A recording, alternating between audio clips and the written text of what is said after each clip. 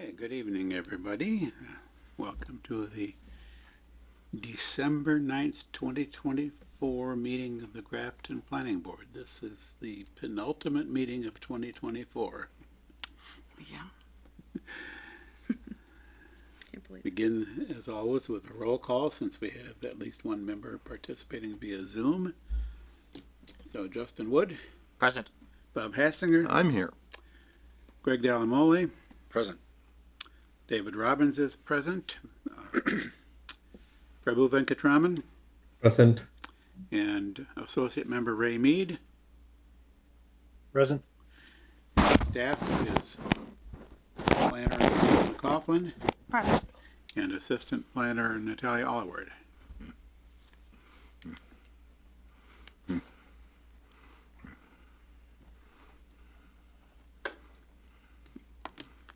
I didn't hear a response from Natalia, but she's on Zoom. That's good.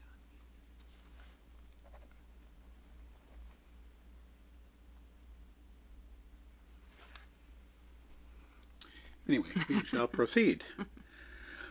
Our first agenda item is public input. If there is anyone in the room or on Zoom who wishes to comment or speak to a matter that is not on the board's agenda for this evening, now would be the time to raise your hand.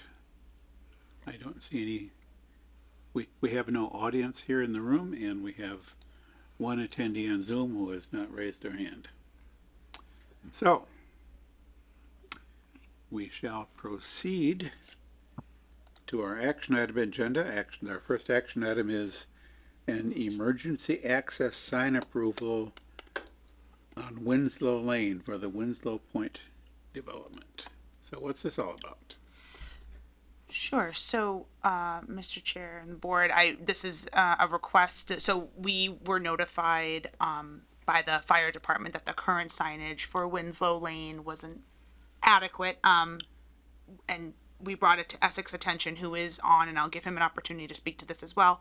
But Essex was explaining that because it's not intended to be a public way yet, and really vehicles aren't meant to be traveling along Winslow Lane at this stage because they're still actively, it's an active construction zone and it's dangerous. The proposed sign, this pretty basic signage for emergency vehicles only is what we're proposing or he's proposing in the interim, and per our subdivision regs, just to make sure we're crossing all our T's and dotting all our I's. We want to make sure the board is okay with this, and if you have any comments, we can talk through that now. But Essex, I don't know if you had anything you wanted to add to that. No, thank you. That was pretty much nailed it. We had received a request a month or 6 weeks or so ago to put some signage on Westboro Road at the Winslow Lane entrance. There was a miscommunication from the office to the field, and staff in the field put up a sign with electrical tape that said Winslow Lane, unbeknownst to us. And then we got a call saying that wasn't appropriate, which I completely agree with. And then we got into the conversation with Fiona and Mike Clean, the fire department, about what it would be preferred from the fire department's perspective. Initially, I recommended putting this sign up at the end, and that was it. Mr. Clean asked that we put in a Winslow Lane public road sign or type of sign similar to what's on Institute Road. I just let him know, and Fiona, we were on a call together, that it's not a public way, so we didn't feel comfortable with that because we don't want our residents going down there. But understandably, Mr. Colleen referenced that oftentimes there'll be fire or emergency response vehicles from Westboro or Shrewsbury coming to that location, and from that perspective, it would be beneficial to have the sign there. The reason that we have it is because if you recall, we don't own that portion of the project that still belongs to Mr. Alfonso, and the intent was for him to put that sign up once he finished the roadway and his piece of it. So that was why we hadn't been focused down there. But after conversations with Mike, Colleen, and Fiona, we agreed. We've got the sign ordered, similar to the Winslow Lane on Institute Road, as well as this sign, which Mike had specifically picked out, that will go directly underneath it on the same signpost, just to keep general public off that roadway.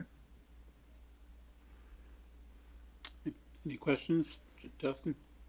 So just to make sure I'm understanding where this will go, this is basically at the far end of Winslow Lane from Institute, basically at the partition between your property and the Afonso property.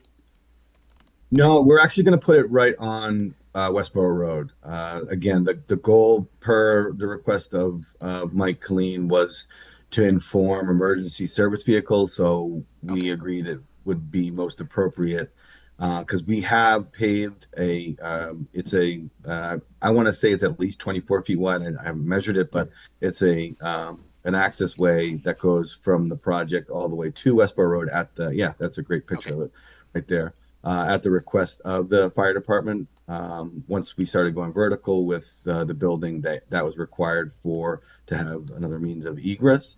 So as we're going to put the sign right at Westboro Road and that intersection, yes. Okay. And is there any signage for on your property heading down toward the Westboro Road, just to ask? No, there's no signage. There will eventually be a gate of some sort. Okay. Right now, it's still very much under construction, so there's not really. It's impassable for a homeowner right now to go through that way. It's gated for construction access only. But once construction is finished, it will be appropriately gated so that the homeowners won't have access down there. Right. Perfect. Thank you. Yep. Anything else? It would have been really helpful to have a drawing of where this is going and some information about the size of the sign, for example, like any sign. And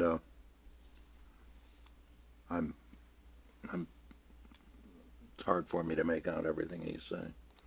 So I think I'm just gonna.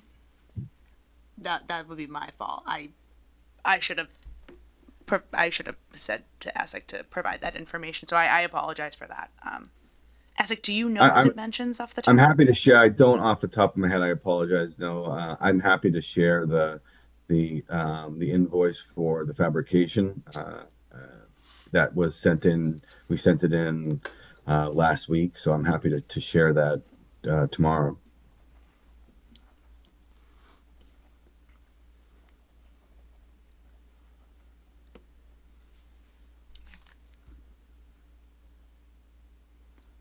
So are we looking for an actual vote from the board or more of an informal approval? It's a formal vote from the board for the regs. So a motion would. A motion is needed, yes. A motion would be in order. Oh, to go along with Bob's concern, I'll make the motion that we approve this pending confirmation by staff that the dimensions align with our sign bylaw, And the location. and we have location documented. Is that good enough, Bob, for you? No, you need to know where it's going so you know about the site triangle and, whatever. Yep. So dimensions and location align with the sign bylaw. So location and sign dimensions align with the sign bylaw. Second. All right, moved and second. Any discussion of the motion? Hearing none. Mr. Wood, Aye. Mr. Hassinger, Present. Mr. Delamole, Aye. Mr. Venkatraman, Aye. and Mr. Robbins votes aye. Motion carried by a vote of 4 in favor, none against, 1 present. Thank you very much, Fiona. I'll touch base tomorrow. Thanks, ASIC. Okay, our next action item is an approval not required, and I believe that the paperwork has not been submitted for that yet. So, although it's on the agenda, the board does not have information upon which to act. Yeah, that's correct, Mr. Chair. We thought we were going to be able to get all of the signed application page along with the plan and put it on but yeah, the board needs to table this until we get the full application in All right, hand. so we will expect it to pop up on the first agenda after the materials have been submitted, whenever that happens to be. Have to watch out for when it arrives with our, 20 days. Right.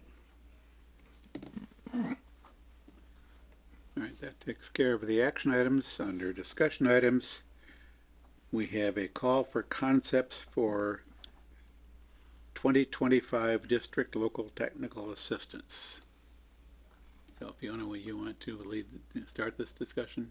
Yeah, so I put this on the agenda because this is a service that's offered by CMRPC at no cost to the town to pursue various planning projects. It can be assistance with updating bylaws. It can be technical assistance for a committee in town. It's far ranging, and if the posting here links to some eligible projects, and I pulled that up here, the solicitation, but I just wanted to, have the board address this, because if there's something in particular that the board would like me to pursue and put in an application for, the applications are due January 7th. So I'm happy to do that, but I would like the board's direction, because I think that's most appropriate. We have taken advantage of the DLTA program a lot in the past. We've had 4 approved applications since 2023.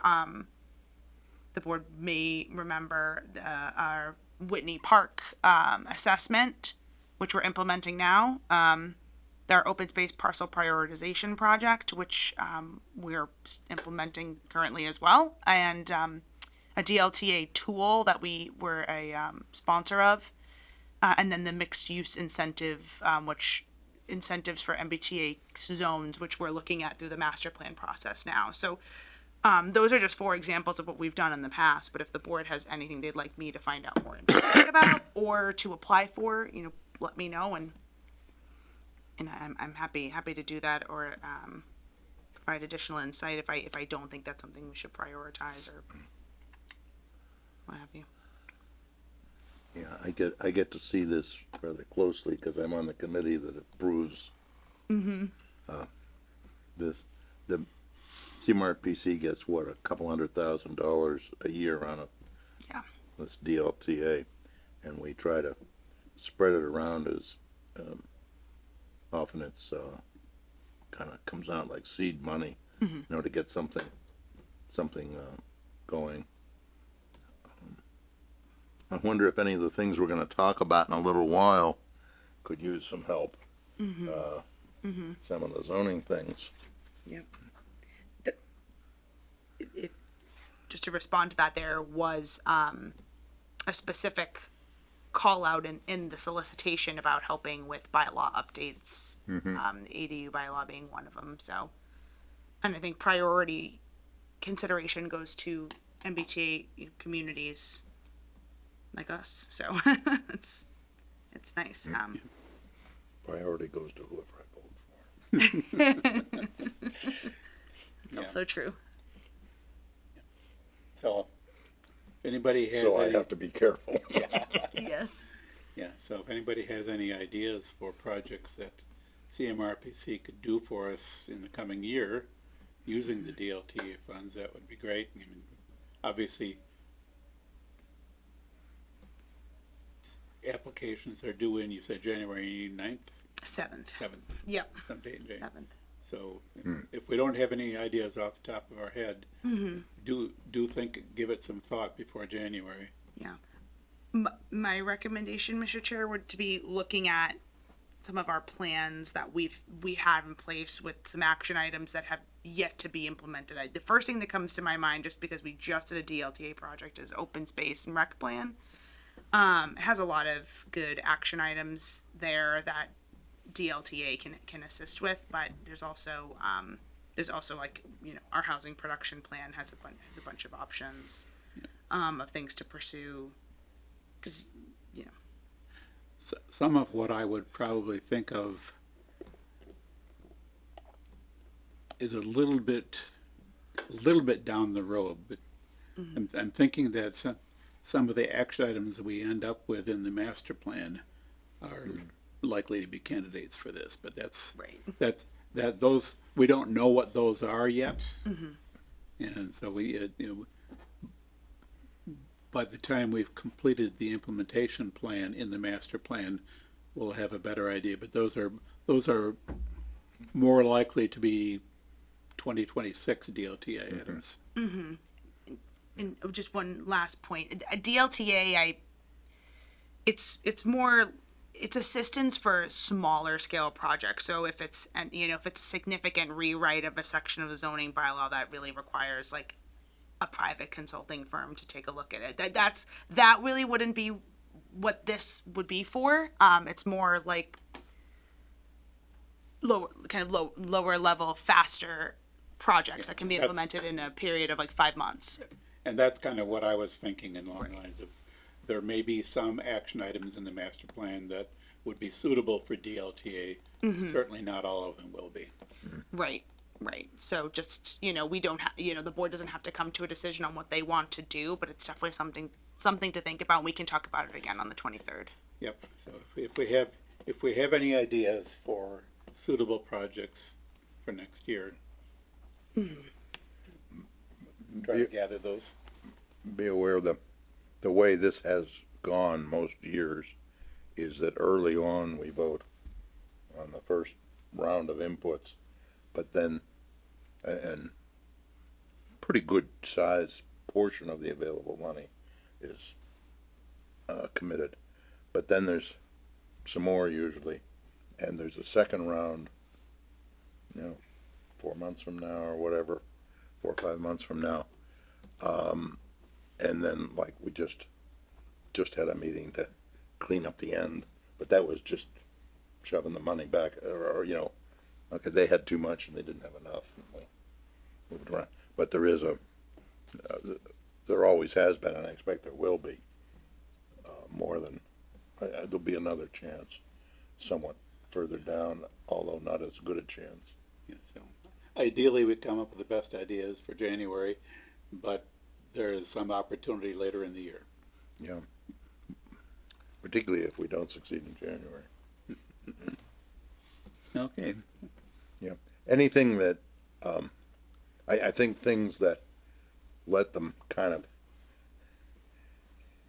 get a start, something that could help others too later on, other towns, is a good thing. So that you're like trying to get started on the way something would be put together. Right. My understanding is that projects are looked at favorably when they're regional. You go in with a couple other communities or maybe a neighbor or something. Yeah, well, sometimes a project will be just one town, but it will produce, it'll be addressing something that then can Right. be shared. Okay, so next meeting, Yeah, follow up on this next meeting Yeah. and as needed thereafter. Yeah. And I can talk to other planners if there's, in our neighboring communities. If if going in on a project with another community would make more sense. So, okay, thanks. Okay. So our next discussion item, it looks simple on the agenda, preparation for town meeting, but there's a fair amount of material under this. So just the idea here is to get started on planning for the May town meeting. And it's a good idea to get started now because it typically takes a fair amount of work, particularly for some of the items that are being proposed. There is, and I'm a little bit getting ahead of myself in terms of the order of things on the agenda, but there's some motivation to actually begin the formal process in January for one of these, and that's the ADU, the ADUs. And the reason for contemplating beginning the formal process in January, as I understand it, is that once we've published a proposed ZBL amendment, the date of publication, and I forget exactly precisely which date we're talking about, whether it's I think it's the first publication or a first public hearing, but in any case, that becomes the effective date of the bylaw once town meeting passes it. And the state's regulation on ADU, the changes the state made, take effect early in February, around February 2nd. So if we have a bylaw in place prior to that, it sort of covers the gap between when the state rules go into effect and when we vote at town meeting. It's a little bit odd though, because during that period, until the AG has actually approved the town meeting vote, it's still somewhat in limbo, because and I don't need to get too far into the details right now, but that's one of the reasons for getting started on this discussion now. Yeah. So I don't know in what order we want to take them. In the order they're presented on the meeting material pages, the first one is the wireless update, which is something that we've had on our plate for a while, and it's probably one of the more detailed things Right. that we can talk to. So unless somebody wants to take things in a different order, I mean, the two that are likely to be significant from a discussion perspective are wireless and ADU. So you want to start out by explaining where we're at with the proposed wireless amendments? Yeah, thanks, Mr. Chair. So this, as was mentioned, that this is the markups that we weren't able to address previously, that we decided, to move to this upcoming town meeting. It's updates to our wireless bylaw, as was just mentioned. Our bylaw is dated at this stage. We've seen through applications for wireless co-locations and similar types of application processes that these regs could be brought up into the 2020s. I think the last time they were updated was, Bob, you might know, but I think like 98. If I'm off, let me know. But so That's when it was passed. when it was passed, okay, and so essentially it's been untouched since. And for example, like, this is something common. We see a lot of people who are coming in for wireless applications, and they're asking for waivers for this, that, and the other thing, because our bylaws are not up to date with kind of the current dimensions of antennas or something like that. So we hired Dave Maxon of Isotrope Wireless to really give this a thorough review and markup. Mr. Maxon has done numerous rewrites of wireless bylaws for many communities across the Commonwealth. We wanted to take advantage of having him at our disposal before he retires. So I understand that this markup is bright, and I apologize, but and it's quite lengthy, but it's a lot of it is kind of industry standard language, and updating our definitions and just making sure that the Telecom Act we're aligning with, and namely eligible facilities requests, which the board may recall is something that we continue to see a lot of applications for, and they're constant. They're pretty regular, and it just is, it's a more streamlined way of permitting that type of thing.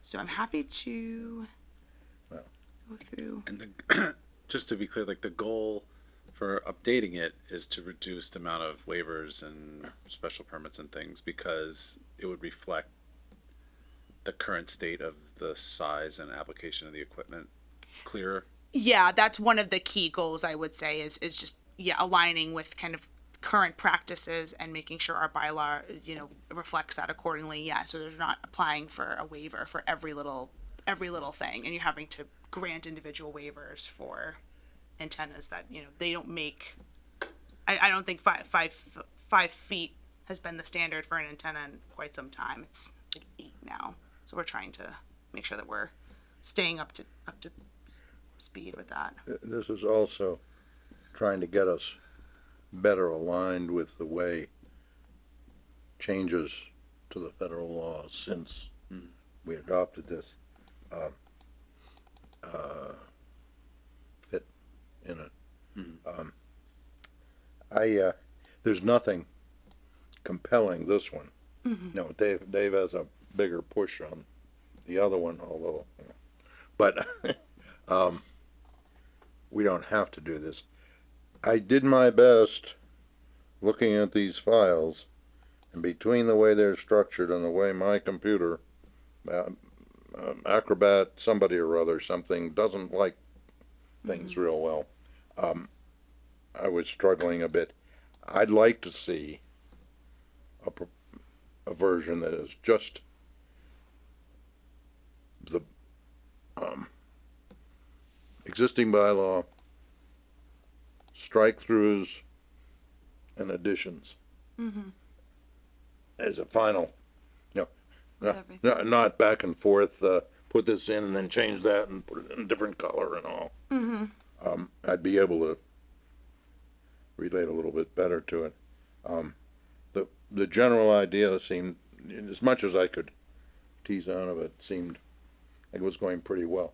I did have, well, there were a couple places where there are actual changes, like reducing the setbacks from, and I'm not sure that any laws require us to do that. And maybe we want to separate what we're doing to make it fit with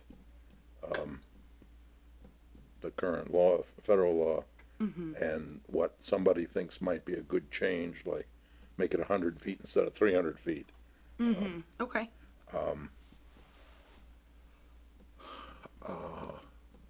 I did have, and with the height,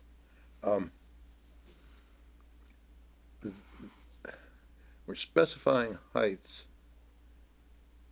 and I'm not sure that we're completely meshed with the idea that a tower can be increased in height because of the new federal stuff. The whatever you call it.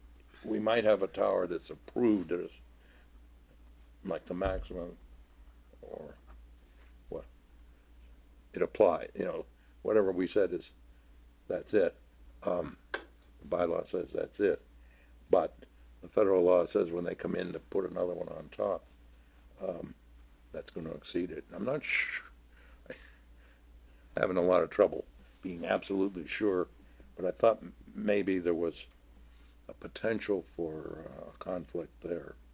You follow what I mean? Yeah, I think you're referring to the ability for the federal requirement to allow the tower, it's another 20 feet taller.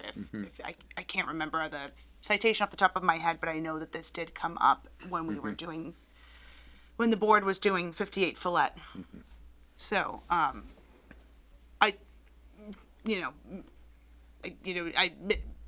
Mr. Maxon, I think, did account for that, but Yeah, you want to, okay. Because of the way some of the height things were stated, I wasn't sure that, they said, that's it, and you got to get permission or whatever to go beyond that. Okay. And I'm not sure how that fits, and we're going to have to see.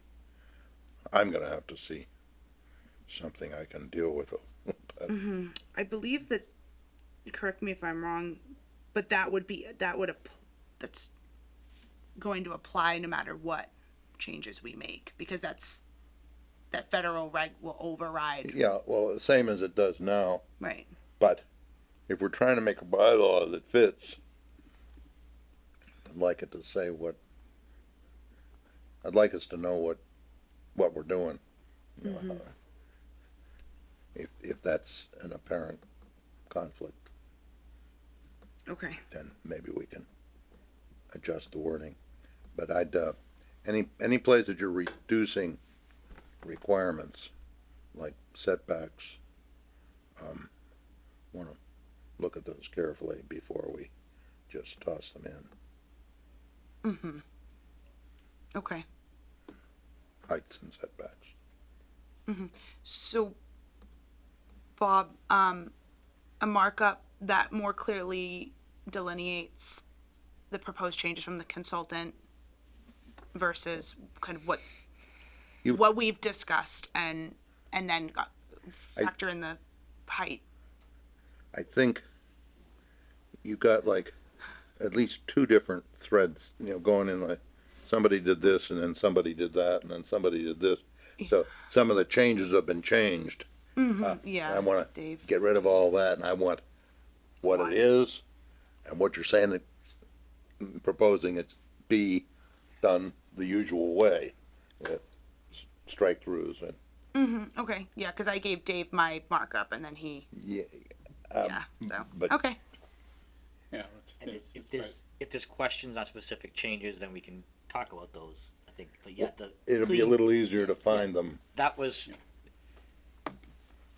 Bob's comments is basically what I was gonna say as well. Like I tried following this and I got myself I started to get very lost, and I probably had a better setup to look at what we had than Bob did, but Yeah. I was still getting lost. I'm like, let's. I haven't had enough time to really scrutinize this. I think just sort of skimming through it this afternoon when I had limited time available, but yeah, I think I kind of get the gist of what's being proposed here. I have my own list of wireless bylaw changes, potential changes that I had identified over the years. I haven't yet had the time to compare that to see if there's anything from my list that I would propose adding to this.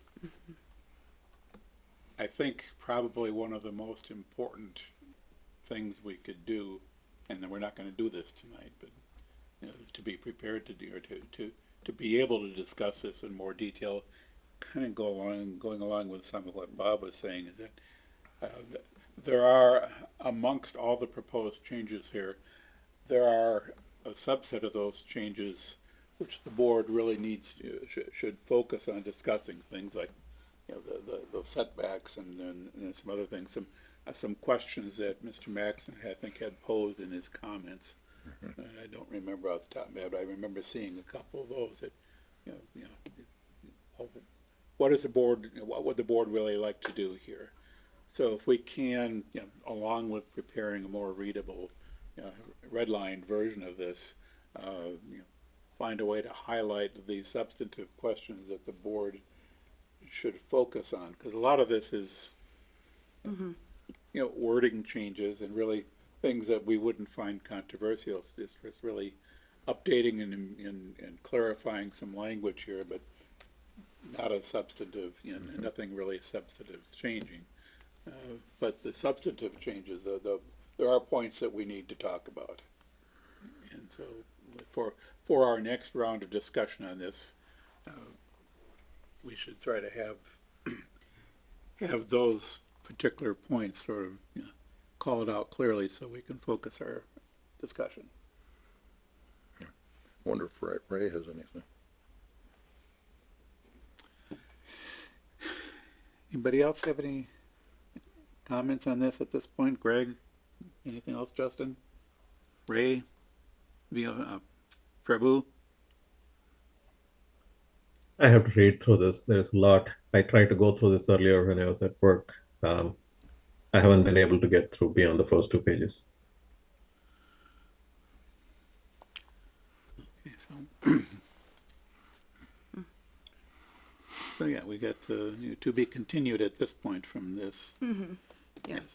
As previously, this is a good deal of rework is being proposed here, just to bring it up to date, and there's a few issues that the board really needs to pay attention to. Yeah, if I may, Mr. Chair, in terms of, bringing it up to date, that this, I guess I'm not sure what that means. This is the version that was kind of where this was left off last time, and I didn't change it because it was previously presented to the board before just being decided to table. So I will definitely make it more readable, but in terms of bringing it more up to date, I mean, I'm not there's- sure what that means. Right, that, what I was referring to was that the proposed changes here in this draft, a lot of them are really just for the purpose of bringing the bylaw up to date with the Okay. state of the industry, the state of the art, the state of the practice. Yes. Okay. Sorry, I thought you meant bring this even I- more I- modernized. Right, there's Maybe if there's a way to call out certain things where it's like, like a 5 foot versus 8 foot antenna, to the untrained eye, it's not going to make a difference. The setback is something that, people might notice, or is material different of how these units will be placed in context of other properties, right? So it might be helpful to say, hey, these are the items that are just updating the technical specs of the equipment, and these are the items that are potentially different in terms of where the actual facility is located. Okay. So yeah. Okay. I got you. I think if you do what I said, that should be fairly evident. Okay. Of course, it'll help me more than others because I was very involved in the language. That's what's stored back here someplace, Yeah. the existing language. So just seeing, okay, Right. we're gonna take that out. We're gonna put this in. Yeah. Will be helpful. That's it. I think, yeah, we're kind of saying, both you and Greg are saying the same thing, so I'll do Okay. that. Anyway, Okay. Ray, Is there anything else that you the board wanted to talk about specifically before we move on and revisit this at a future meeting?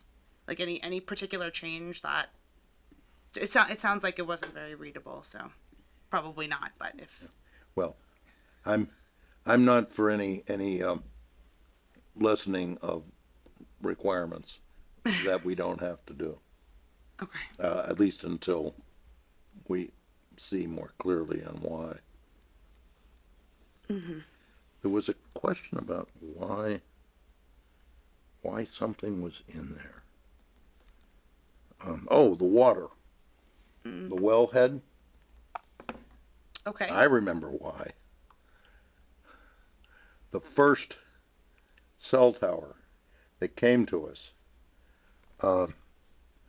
was at the water district's well behind Stop and Shop, Yep. and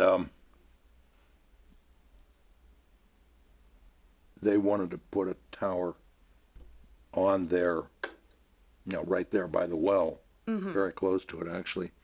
But the folks living near there who would see this big, in that case it was the Eiffel Tower style tower, not a pole. Okay. What's now the senior center was full of people. None of whom were pleased with the idea. Yep. So I think that may have contributed to having some touching on that in the bylaw. Okay. So we'll leave that. Leave the existing protections in. You can put, do you want to change this or not? But the water district hasn't been willing to have the Grafton Water District hasn't been willing to allow any of their tanks to be used ever since in places where it would have been quite good. And I'm not sure if there's a connection there. Okay. Now, I do suspect, I'm not 100% positive, I'm pretty sure that within the 400-foot radius of the well, that's the wellhead area, particularly Yeah, that's zone the one. zone, whatever. Within zone one, I don't think a cell tower would ever be, independent of our zoning bylaw. I think the DEP regulations would forbid that. Mr. Maxon's question is more, in this particular section of the bylaw, we've basically said that for the purpose of a cell tower, the zone one, the prohibition is zone one plus a distance equal to twice the height of the facility around the zone one. So Mr. Maxon is questioning the rationale for that. And I don't know off the top of my head. That's treating the same as you gotta be twice the height away from your boundary with your neighbor, in other places. So that would connect with any changes that we may or may not want to contemplate with that setback.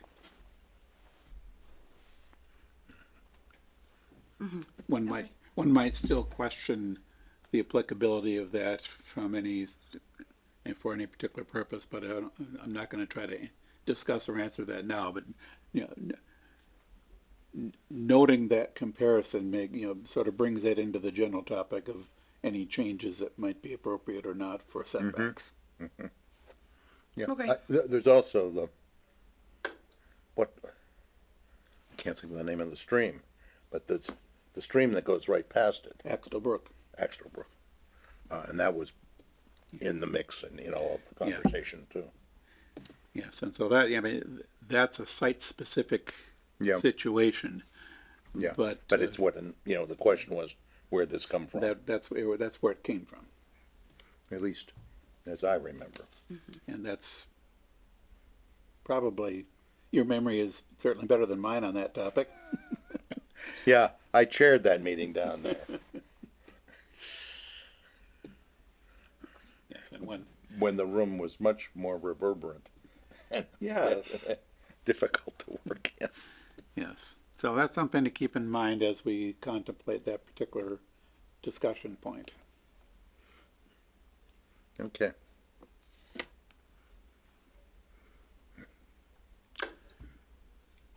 All right, so we've got, we've got some work to do on this. And some, Yeah. we've got, and, With that being said, I think if we could try and decide if by the next meeting, if it's something that the board would still like to do once it's more clearly presented, or at least maybe get some sort of, I guess, we can still talk. We can talk about it in a future meeting too. We do have time, but I think maybe hopefully by the 23rd, if it's something that the board does want to pursue in earnest or not. If you have the revised presentation, we should be able to, I think it's gonna turn out to be okay to, we'll be able to. Okay. yeah, I would assume for the moment that we have every reason to believe we'll be able to have this ready for the Maytown meeting. Okay. Great. Yeah, I don't see any obstacles that cannot be overcome for May. Okay. It's just that Perfect. it may take us a couple of months to really, work through this to the point where we're satisfied with the proposed changes. I don't think there'll be too much. They're Yeah, I think it's eminently doable. Yeah, I just, with the having to post the legal notice. Yeah, and kind for of- that matter, there is no reason to post a legal notice for this in January. For this particular this one. Okay, yeah, that's a good point. We don't have to do them all together. Yep. There's only one that there's a reason to post a legal notice in January. Okay. And even that, quite frankly, I think is not essential. You're talking about ADU? ADU. No, Because if- we'll get to that and talk about that Yes. right away, about now. That seems to be the next item for discussion if we're done with wireless. Without objection. I move that we're done with wireless. I think I have a consensus from the board that we're done with wireless for tonight. Yeah, I think we're done with wireless. So, I want to preface this by saying that the regs came out today. So, I haven't looked at them. I saw them come out and I just was like, okay, processing that. And I reached out to town council and I said, let's talk about this together. This is the proposed changes that I am going to be giving to the board on Monday. They haven't been cross-referenced with the regs, but you know, that's my game plan. So just know, I apologize for having these uploaded only today, and maybe that definitely wasn't enough time for all of you to be able to digest them in a meaningful way. But I couldn't either, so tried to make that information available. So with that being said, I think we can still have a productive conversation about this. And I think, you know, I compared section 7 and 8 with the law when I was drafting this, and I tried to stay as close as possible to it. So hopefully there won't be. I did have a chance to read through the regs, got a general sense of what the regs are doing. Mm-hmm. And just to be clear, these are draft regulations. Right. And if the experience with the MBTA communities is any guide to this, the draft regulations may change substantially by the time they're finalized. So Right. take the draft regs with a grain of salt. The schedule for the draft regs is relatively short. They have a public comment period that begins on December 20th and lasts through early January, January 10th. after which the regulations are intended to be finalized sometime prior to, I don't remember the date they gave off the top of my head for the finalizing the regs, but certainly it's before the effective date of the law. Yes. They're cutting it very close for us Yes. towns that are trying to do the right thing. Fortunately, compared to the MBTA guidelines, the draft regulations are much shorter. Yeah. They don't cover anywhere near the territory that MBTA did, so there's probably less likelihood for drastic changes. There are a few questions that the draft regs so far leave unanswered, and Secretary Augustus's letter sort of hinted that they're anticipating some additional areas to be covered. Right. So, I'll say that the draft regs answered at least one or two of the questions I had reading through the law. yep. And I'm just seeing that as well. There was a couple of things that I wanted a concrete definition of, and they did provide that. So that is good. But yeah, I would take it with a grain of salt because it's all subject to change or, you know, be added to or redacted from. But So, and one other point, as we think about this and as we look at the proposed ZBL changes, is that changing the bylaw to allow by right the accessory dwelling units as defined in the law is a majority vote at town meeting. A change to the accessory apartments section of the ZBL would be a 2/3 vote at town meeting. So we need to be aware that we need to make sure we separate the majority vote portion of the bylaw change from the 2/3 vote of the bylaw change. Because if you combine them, it's all becomes a 2/3. You don't get the majority. Yeah, well, I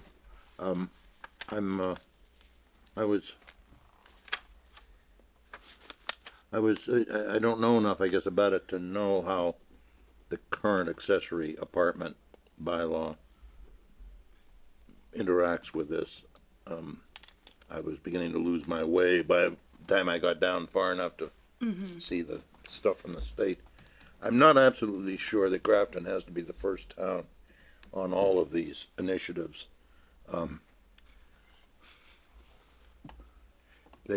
They have to fair. know that some places are not going to pass,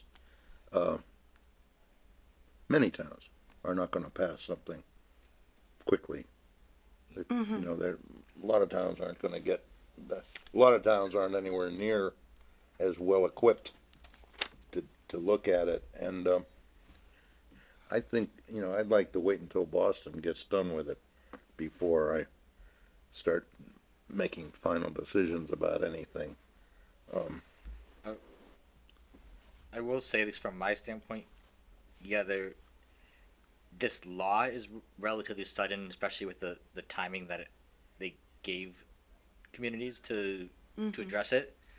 But that said, I think it is our responsibility as planning board to try to align our bylaws with the new laws as they come out. and should town meeting have a problem with it, then we figure out how to deal with it. But I think, to my mind, we should try to have the best interpretation of the law, meet the law, and try to fit that to what is best for the town and our bylaws in the time frame that the state wanted us to do. Because I think if we don't do that, there'll be situations where people trying to interpret the law and try to make use of the law could actually be detrimental to what the town would want, even though we could have aligned it better with our bylaws. So what happens if a town is slow to do something or does nothing, right? So at the state level, they're saying by right 900 square feet or half the existing structure's Yeah. floor. Versus right now we have special permit and it's sort of, at least here, it was, I believe we were requiring that it be a family member.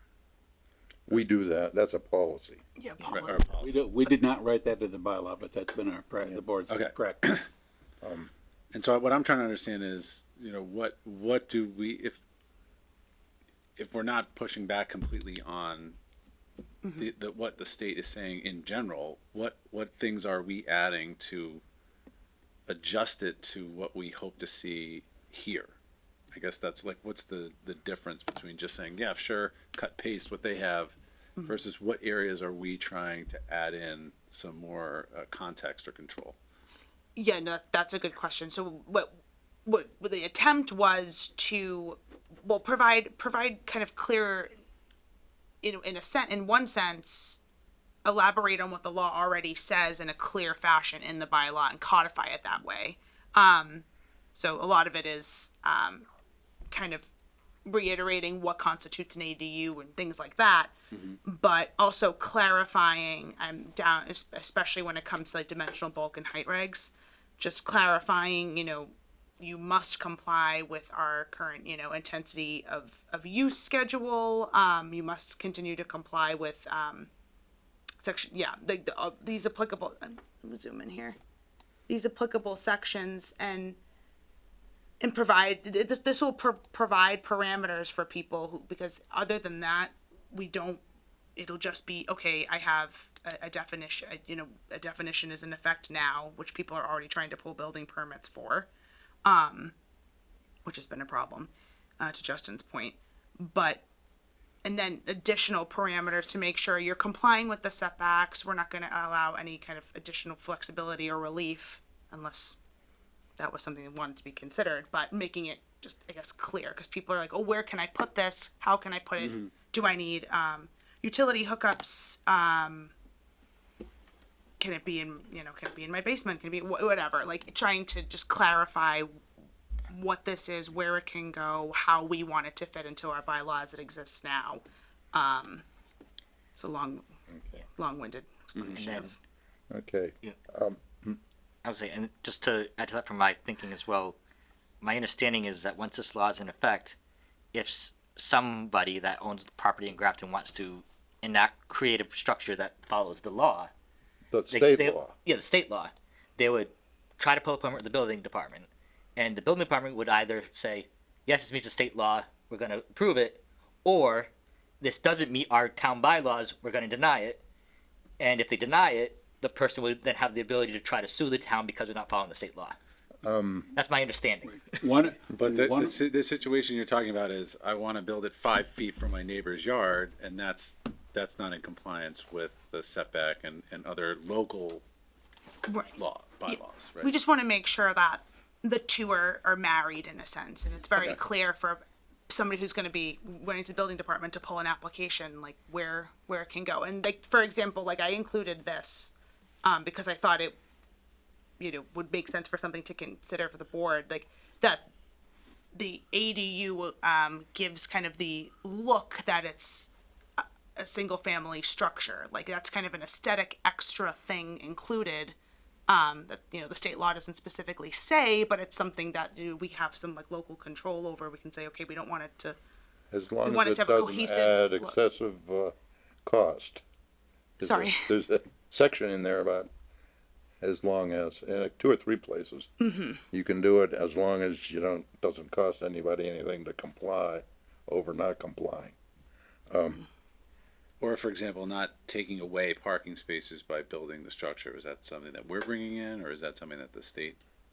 I think there's the state, we clarify that, but I think that the states, we have the parking.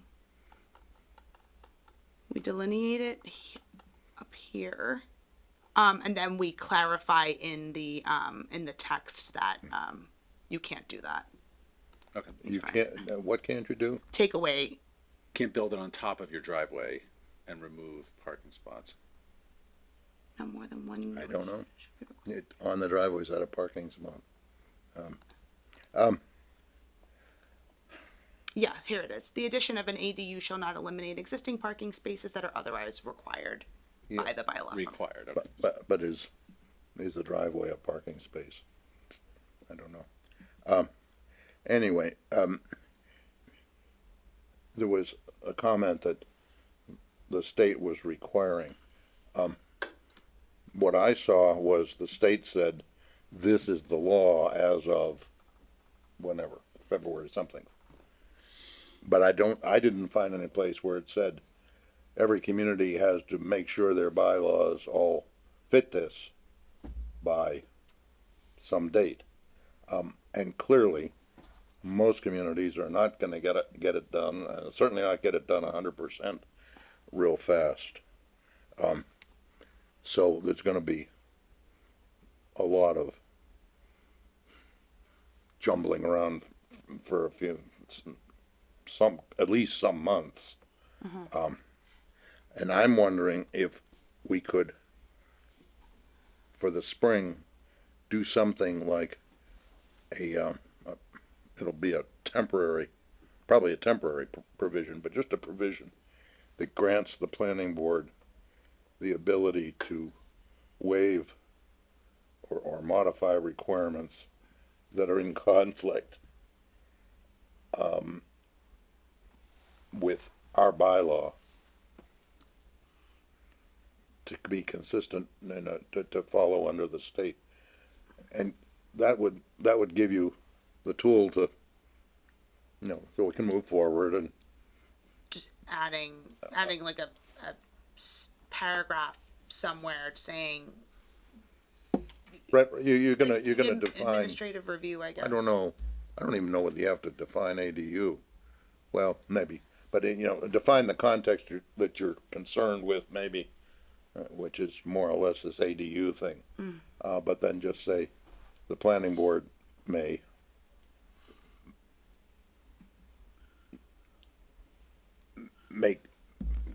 give permissions where the state law needs to be obeyed. And we're in conflict so far. The state, Until we do sort it all out. among other things, on the state's ADU website, in the frequently asked questions section, there's a question, well, what do we do if we haven't passed a compliant bylaw after February 2nd? The answer is that any provisions of our zoning bylaw that are inconsistent with the state law are unenforceable. Which means we can't require a special permit. We don't have that many requirements in our bylaw to begin with. Right, you But lose your bite basic- at the apple to have some Right. local control. That's Yeah, so That's what happened. until we amend the zoning bylaws to account for this, beginning February 2nd, we cannot enforce the special permit requirement. Yeah. But Well- that's Depending on the basically- size. That's basically it, and we don't have any other requirements. No. They are required to comply with the building code. That's independent of the zoning bylaw. right. And this was pointed out in that webinar we had not too long ago, which we are repeating, I think, tomorrow night. I have not gotten a confirmation from CMRPC that it's definitely going forward tomorrow. I asked them to let me know and I followed up. Yeah, But so they scheduled it for tomorrow night, but whether it goes, I signed up for it, but whether it actually happens is another question. Right. But one of the people on that previous one pointed out that there is a whole raft of provisions of the state building code, the sanitary code, all apply. And we don't have to Yeah, speak to them in yeah. the zoning bylaw, so that doesn't change. With what you were just saying, the zoning officer, without us doing anything, the zoning officer can touch this base, can cover this base. Just say, no, you don't need a special permit. Yeah. And that's her decision to make until, and so life goes on. Yeah, my concern is that it's going to go into effect and it's going to be by right without even being subject to site plan review. That's something that the town would need to decide if they want to. Don't we always require site plan when we have special, if you remove special permit, you still have site plan. Right. You separate those two. But I think that's what we would want to just make sure that we're is clear so that you can the board will still. I don't wanna be the first town again. I think part of your point, Bob, is that where the use table says special permit, that implicitly includes site plan review. It's not implicit. There's another place in the bylaw that says it does. The bylaw says that, but Yes. the appearance of the S in the table implies site plan review as well. So, So you the could argue zoning that, officer says that's a P? yeah. Or, So- you know, I'm going to enforce this as a P. And we go home. I will say, if we were to pursue a simplified, like one paragraph, and like Bob's suggesting, I would like our town council just to weigh in on, Oh, yeah. can we do that, and what language might be appropriate for it. That would be required for me to consider it. I mean, you know, the simplest thing we can do to align the bylaw with the state law is to separate the definition of the existing, basically separating the accessory apartment definition that we currently use, Yep. which would still apply to ADUs that exceed the size of the Yes. state-defined ADU, and then include ADU with a line item in the use table saying ADU is allowable by site plan review in all the relevant districts. Yeah, and that alone would basically bring us into compliance. Because that's, I mean, the state law, the beyond that, the state law says we cannot impose unreasonable regulations. And we don't have very many zoning bylaw regulations at this point, other than, you know, dimensional, that apply to ADUs. So it would be useful to, you know, I mean, Fiona's proposing, you know, in addition to the line item in the use code and the definitions, explicitly defining parking requirements for ADUs, again, to align that sort of aligns with state law. It's more interesting and probably less urgent, but still interesting, is what other regulations on ADUs would we like to impose from the zoning bylaw? Yeah, this draft was based on research that I had done of communities of various sizes and different types of bylaws, and I tried my best to include everything kind of but the kitchen sink in a way that flows and is easily readable. But I took, you know, examples from, I looked at Worcester, I looked at Douglas, I combined what I was researching to kind of see what these communities are doing, and a lot of them, they all kind of start to say the same thing after a while, right? Most of them, especially like in our region, they are pretty much all the same. But yeah, I mean, and just another point that I wanted to make is that, you know, the building inspector has had a lot of conversations with me about this and has expressed her strong preference of having something codified in the bylaw by the second, so that she can do what she needs to do and have something in the bylaw to point to Yeah, the for interesting, issuing a building permit. the interesting thing about that timing thing is while we can publish it and it retroactively becomes effective before the second, until the AG has actually approved it, it's sort of not there. Yeah. So, yeah, my question would be on that would be,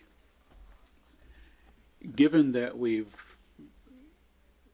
public, we would be hypothetically, if we follow through on this way, we would be publishing a zoning bylaw change before February 2nd.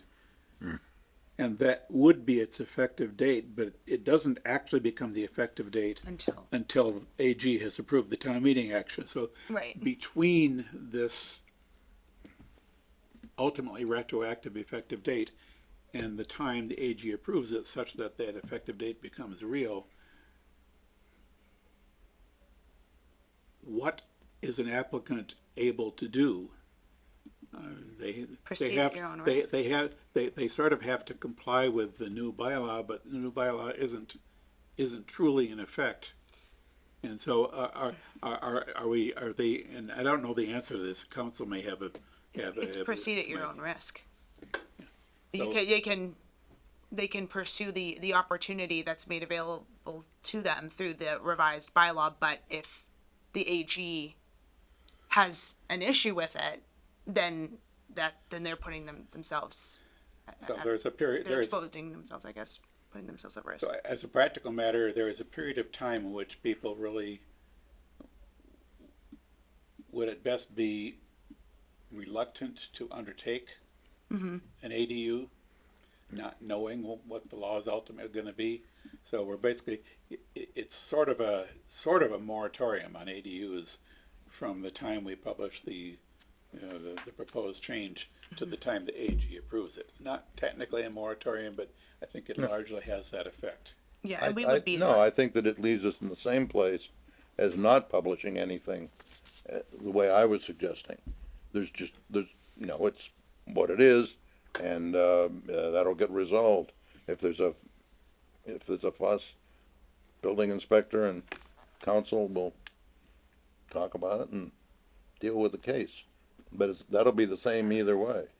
And the state is gonna have 351 of these to review, so it might be a while, since none of them in there know what to do with this anyway.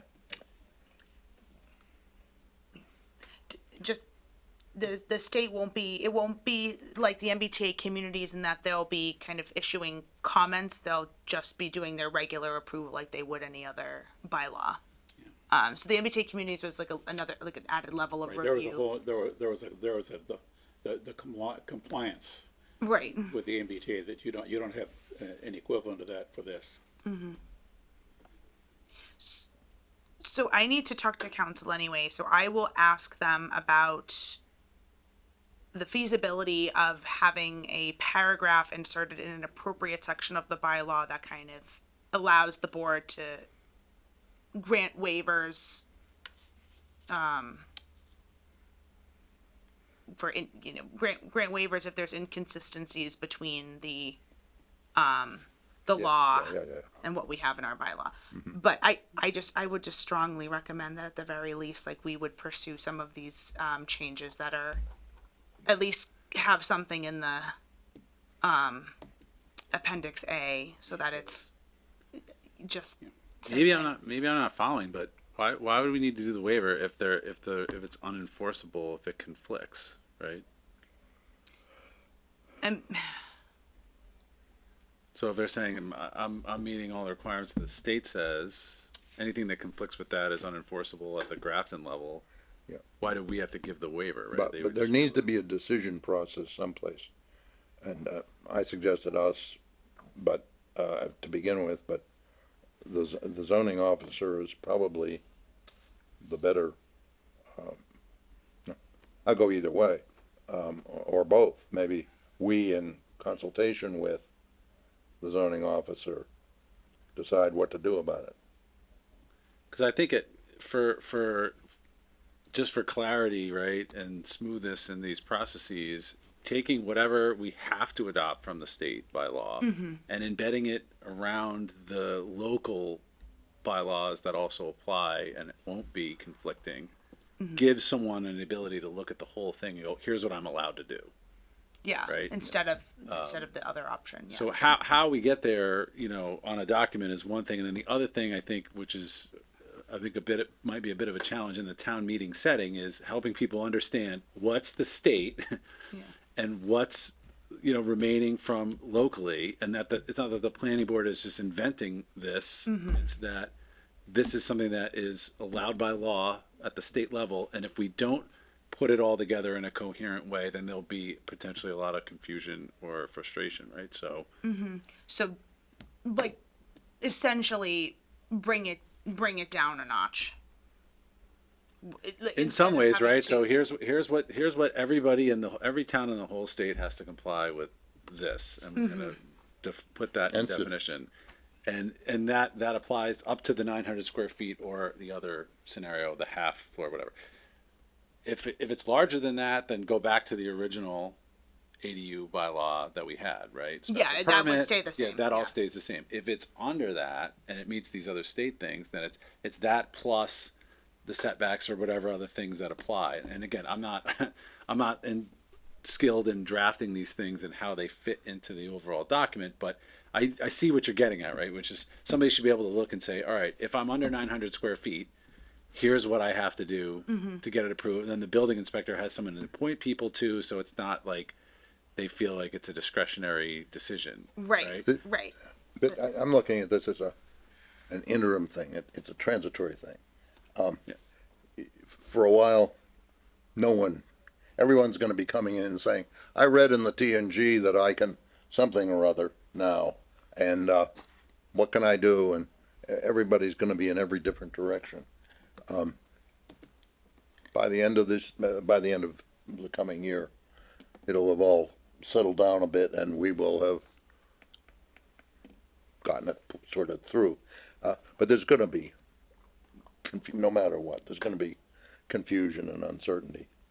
Yeah, and I'm with you. I don't think it's a reason to panic or to rush if we can't get to something that's helpful. I guess that's the question, is like, can we get to something that's helpful at a town meeting? Are we going to have the space to articulate what's from the state, what remains, why this change is being made? So I guess that's where those are the questions I have. I think we noticed that town meeting maybe has a little less taste for forward-moving zoning changes than it has in the past also. I think where I am on this too is that it feels like by shaping it to align with our bylaws, we have the space to say, oh, this one bullet point or paragraph that we have right now conflicts with the state in this part. Does that mean the whole paragraph is invalid or not? And people fighting on that point, where we can then adjust it and say, no, that one sentence was wrong. It's no longer there.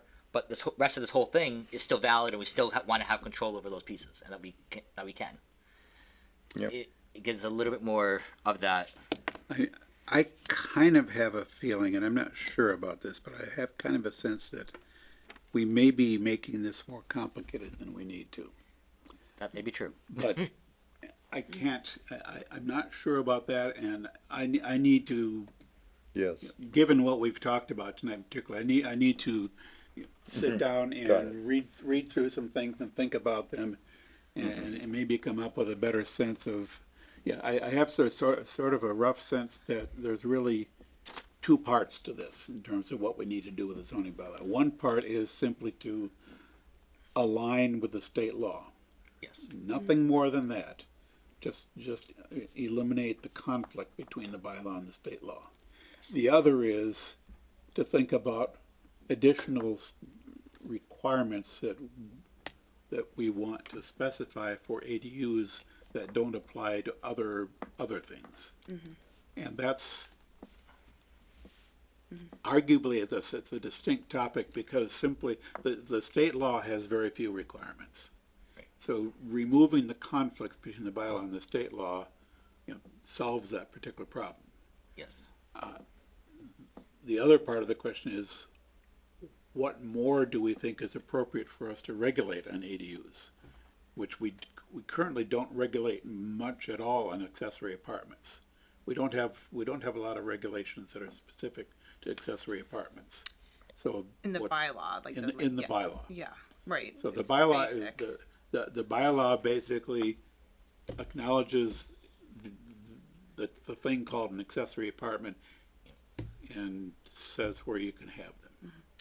But it doesn't place any other standards on it, like parking.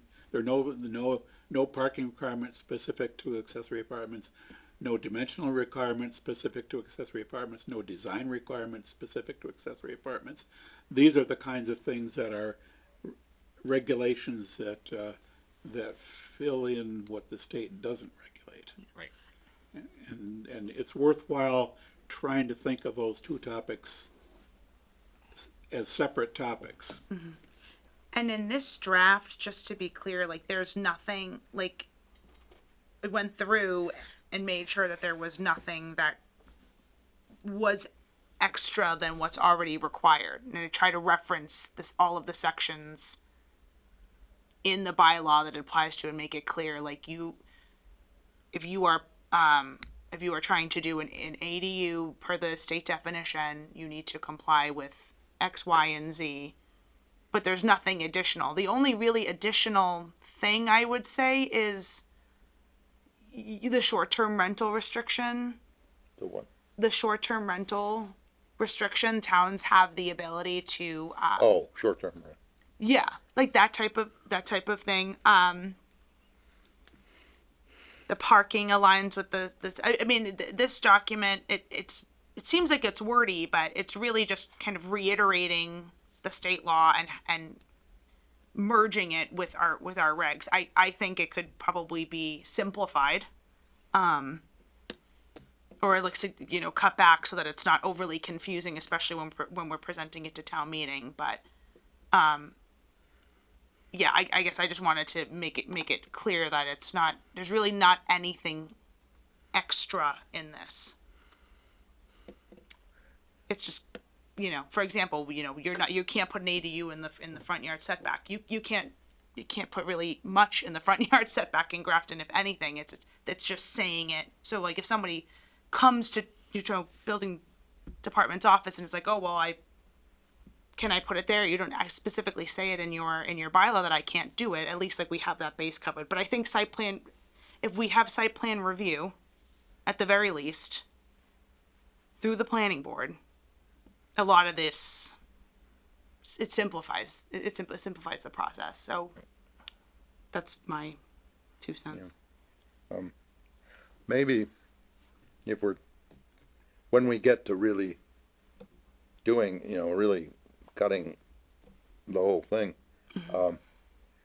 maybe we should put our long held policy for accessory apartments, family member. We can't do that through the law. We can't. No, you the law. said you can't do it in ADU. Yeah. Okay. I'm talking about the accessory apartment. accessory, that's what I said, our accessory apartment. Yeah, so, we could regulate, I'm just, we can regulate accessory apartments as differentiated from accessory dwelling units. Right. We can regulate accessory apartments any way we want. Yeah, they're defined, you know, differently. I mean, I tried to elaborate on accessory apartments that it's clear about the size and whatnot. But Yes, we would have to define accessory apartment so as to make it clear that it's not ADU. But beyond that, yes. just a thing to stir things up, okay? Okay. yes, I have to check on the legality. All right. Have we beaten this up? Feels like it. We have beaten this up. I move we've beaten this up. The horse is dead? He was dead a while ago. Or she. I All don't right. know. They were dead a long time ago. So I'll talk to council about scaling it back and taking the comments that I heard this evening and reworking this in a more usable way for the board, and then we can, you know, discuss further on the 23rd. I will take the time too to follow up on my thinking and Okay. and Yeah. I'll just so I'm clear, we're trying to just align with the law and not try and go like above and beyond, just kind of have maintain control, but no, don't overcomplicate it, which I agree with. I think it could get hairy at town meeting if we try and put a bunch of words in there that maybe don't necessarily need to be in there because they're already memorialized elsewhere in the bylaw. So if I'm understanding that correctly, then got it, good, and Yeah, and we'll talk about it. well, I'll review it and think about it and come back on the next meeting with any further thoughts I have on it. But yeah, overall, I want to keep it as simple as possible. Or as I sometimes like to say, and I don't think I remember, this is an original thought with me, I don't remember where I first heard it. Make it as simple as possible, but no simpler. Don't oversimplify. Yeah. It's the same as skirt lengths, Okay. which was an old saying. Make it short, but whatever. Only never mind. I move that we're done with that. I think we're done with this one. Yes. Okay. And the rest of these are They're nits, as much, Dave likes to say. much simpler, or much Very simple. briefer anyway. Let's start with.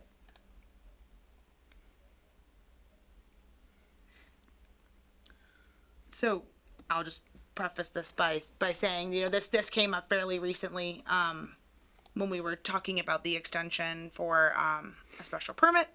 It says in 1.5.8 that, all other special permits besides major residential special permits,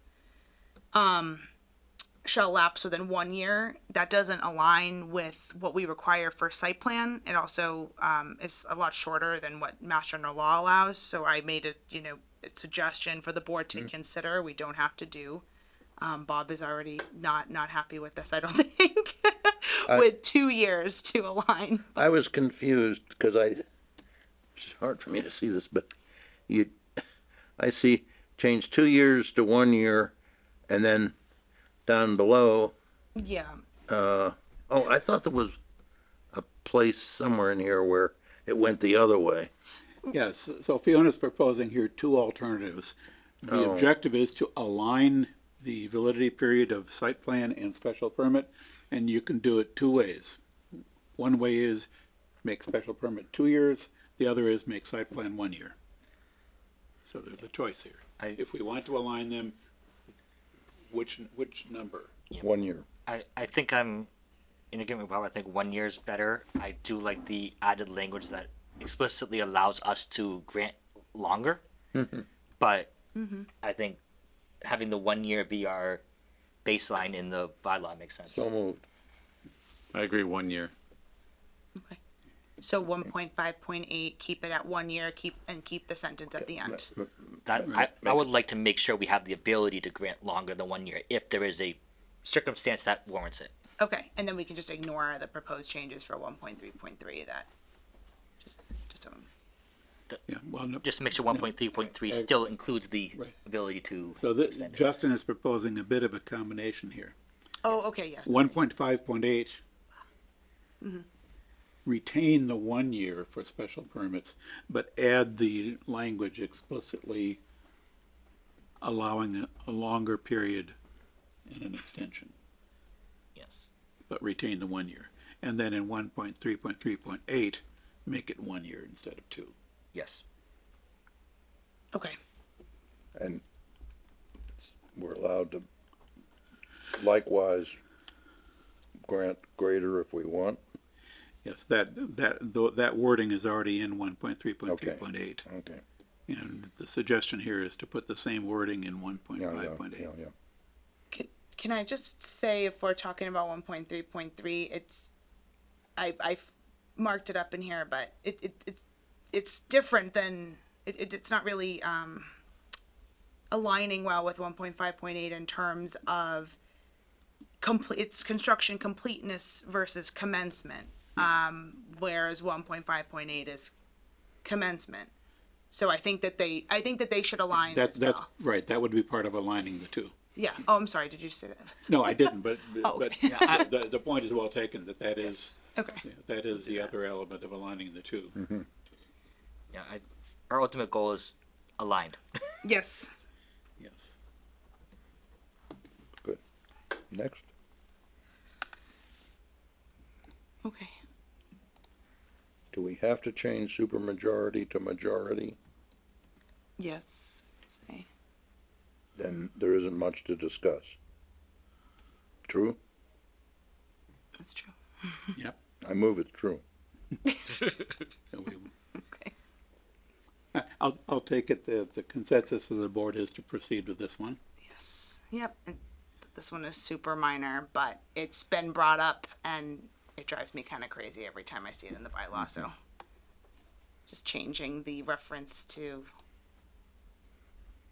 any requested waivers from D through F. That doesn't apply anymore. There's more So- criteria that you can request So, waivers. so we now have G and H, and we should include those in Yes. the list. Yeah, of we're now looking at this one. We moved on to this. Yes. No. 1.3.3. Whatever. Yeah. 0.3. 1.3.3. Well, that's specifically Yeah, that's point just- 3. All right. And Okay. yes, make it so. Okay. And then one more. So this is stemmed from a kind of ongoing issue that the building department is seeing in terms of people who, classification of a tool shed and making it clear like what can be in there. Some people are, it's when it says just tools, sometimes it really limits people. Like if they want to put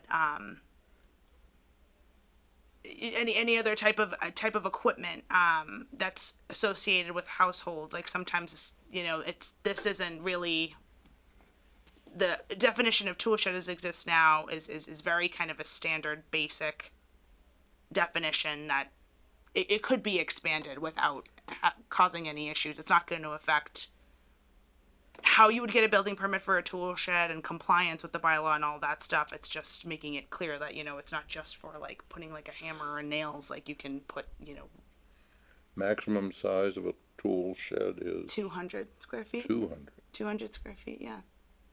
So, and that's building code. So that's memorialized. Building code says there's this thing called a tool shed, and we say it's up to 200. And the building code says that too. Yeah, that's what I'm asking. Yes. That the 200 comes from the building code. Right. But And I think the building code phrases it as like tool and storage shed. So I think this is just an attempt by the building inspector's recommendation to kind of well, make this a little bit you more. want to say storage, but not for vehicles. Yeah, and then that was obviously because somebody was trying to make the argument that Even if it's they didn't understand that it was 200 square feet, but even if they're storing their 40-year-old car that they're going to restore some year. Barn finds. You find the old car in the barn, buried in the barn. yeah, hidden underneath a Oh. a drape. Yeah. So, and this is just the language that And why?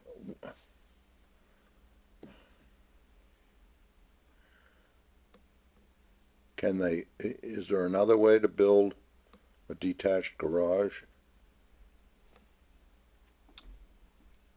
yeah, to the accessory, I think appendix A in the bylaw, it's a separate use category. Accessory use, Accessory use, yeah, it's a separate like line item in that table. and I'm not sure how much difference all that makes, but okay. I say, do it. Okay. That's all for that. I'd say we're prepared and we can move on. Alrighty, so we're done. We've got a pretty good idea of what we're gonna be bringing to Maytown meeting. We've got, the only major work following up from tonight is wireless and ADUs. Mm-hmm.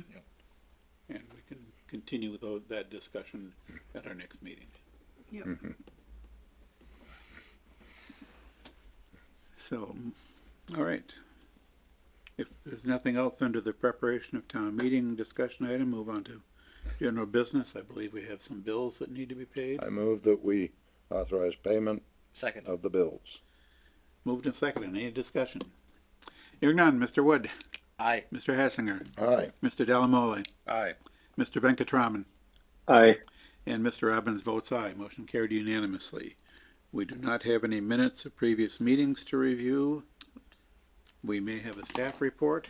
Yes, I can do that. Sorry, let me just plug in my laptop quickly. I forgot to do that before. So while I'm doing that, I guess I can do it at the same time. So this, obviously we're taking advantage of the fact that it's a little bit slow on the applications front. So we've been, getting Jack up to speed, training him. He's doing very well. We've been kind of trying to update our, internal documentation so it's kind of clearer and more user friendly. Nothing has been published yet, but long-term goal that we continue to work on, and obviously trying to get prepared for town meeting early, and be as equipped as possible. I've been trying to put in a good faith effort to attend as much as I can. To Dave's point, there's a couple of webinars that are coming up. I would probably recommend going to the EOHLC webinar that is posted on their ADU page. There's one tomorrow at 9 a.m. Sorry, that's quite short notice, but there's another one on the 16th at 11 a.m. Folks can also reach out to me and I can just give them the link or help them access that, but it's on this page here. You can see, everything that you could want to know about the law, including the regulations that we were discussing this evening, albeit briefly, are on there. So that's something that I've been trying to kind of remain focused on, and I have another webinar as well about that, the ADU topic. So I am working. We've secured contracts for all of the remaining. We're required to enter into contracts and have them given to the accounting office for all of our ARPA funds. So that's done. We're going to be pursuing sidewalks, crosswalks, and accessible connections at Whitney Park as a follow-up to our report that we did during our first round of DLTA funding in January 2023, which seems so long ago, but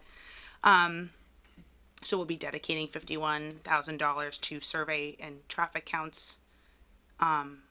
Obviously, for those who may not know, the sensitive nature of that area with, trucks and how people have been kind of driving through there. We want to try and make Whitney Park a destination.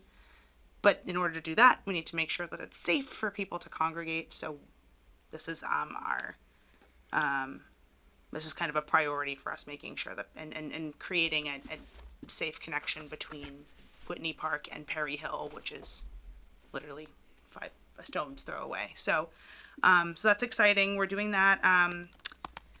I'm also gonna probably go after a shared streets grant to get some more money to implement that plan. I would really like to focus on that.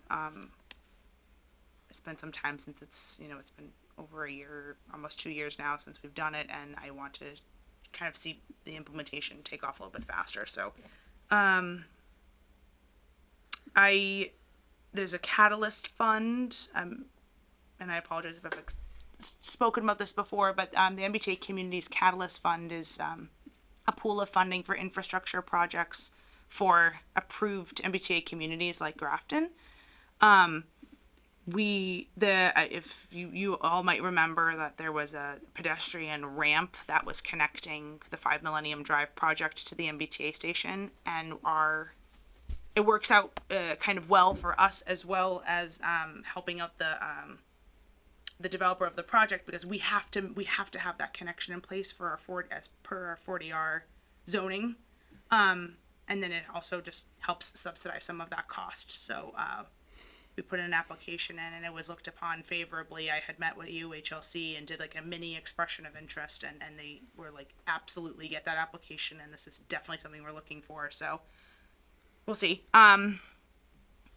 Yeah, I think, you know, we've been backlogged with some things that I've been able to kind of get out from under me in the downtime. We had to do some subdivision bond and surety reconnaissance for the treasure collector, some of these older subdivisions that were approved, you know, in early 2000s and the 90s that had some outstanding balances, and we got that squared away. But yeah, we had our site, we had a site, our posted site visit at East Street. I've been out to Tufts quite a few times. Been having a lot of meetings, you know, development team meeting has been quite busy. We've had a lot of interest with different parcels across town, people just trying to understand what they can do. And yeah, I think other than that, you know, it'll be, grant reports will be due January 1, so I'll try and get a leg up on that, and yeah, continue to just trudge along, I guess. There's a lot going on. I feel like I'm not capturing it all. It sounds like there's not, but there is. So, yeah, happy to answer any questions or.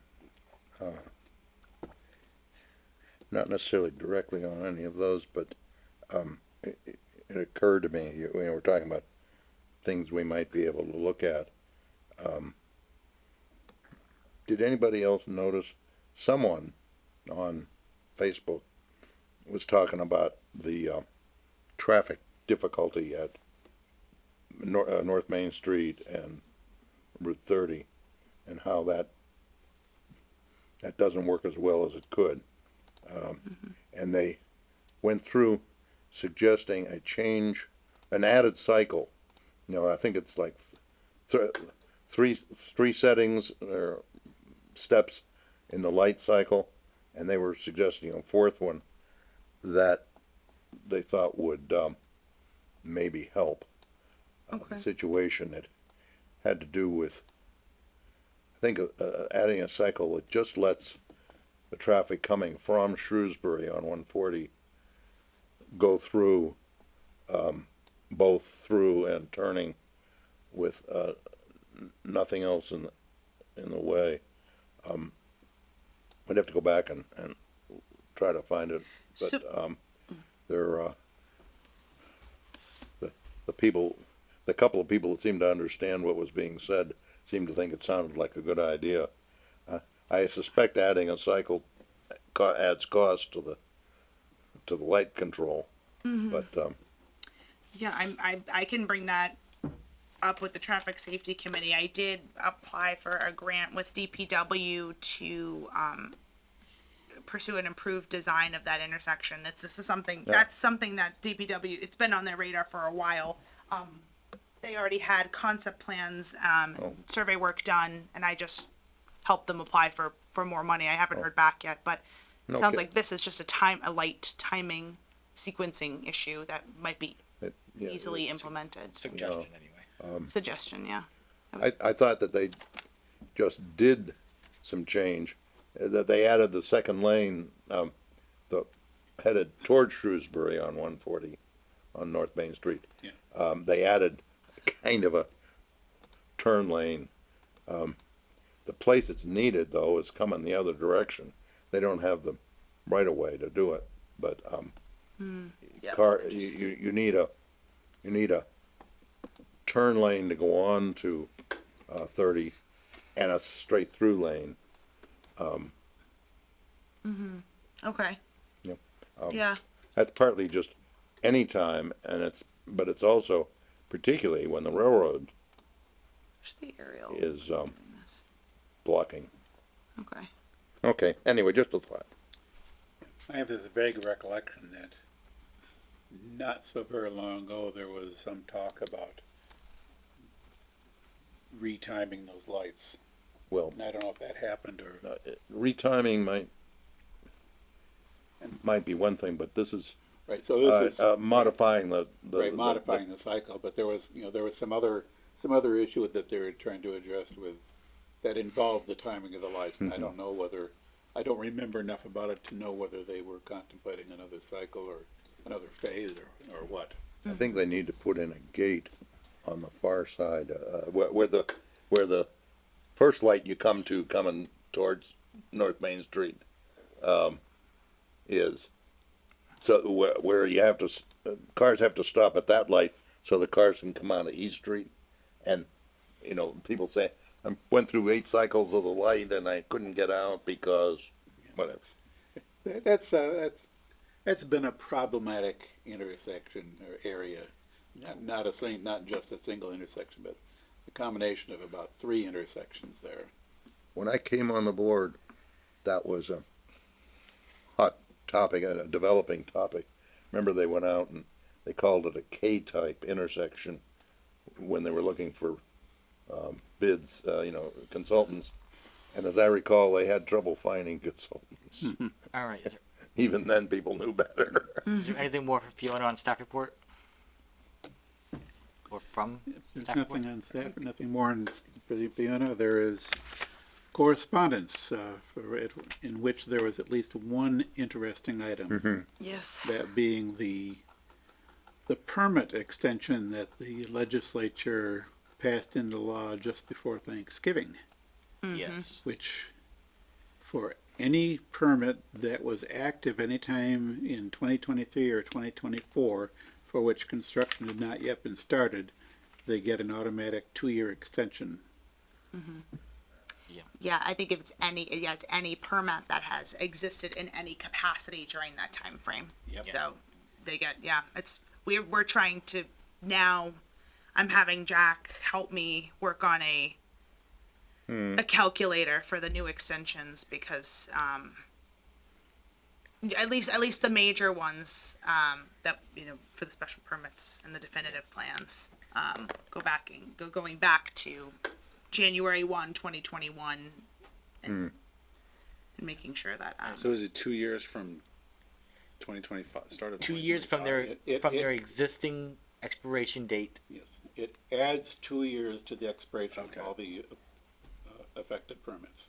so the applicability period if you backdated it whatever was in effect from January 1, 2021 so now And we have to go through the 2023. And it does not matter if they've But already expired. they were It's retroactive. So if their validity period has expired and they were never renewed, even if that was back in January It's 2023. been reincarnated now. Yep. If the expiration date was any time between January 1st, 2023 and December 31st, 2024, if the expiration date was within that period, this tacked on 2 years to that expiration date. Yeah.